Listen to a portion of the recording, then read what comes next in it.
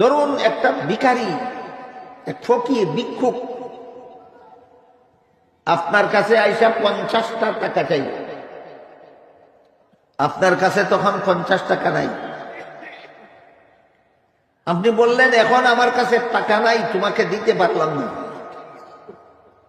তবে আগামীকাল তুমি আমার সাথে সাক্ষাৎ করবে, তোমাকে 50,000 টাকা দেবে।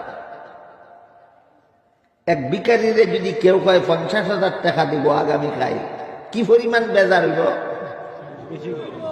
খুশির ছুটে বেউস হয়ে যাবে। আরো কথা, আপনি যে 50 টাকা দিতে পারলেন না, এর দুঃখটা হবে বড় না 50,000 টাকা যে আগামীকাল পাবে তার আনন্দটা হবে বড়? দুঃখটা বড় না আনন্দটা বড়?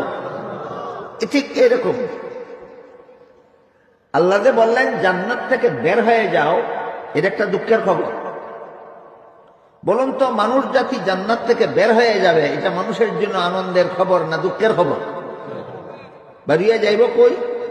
দুনিয়াতে। এটা কিছুদিনের ব্যাপার, কিন্তু তোমাদেরকে চিরকালের জন্য জান্নাতে আসার ব্যবস্থা আমি আল্লাহ করে দেব।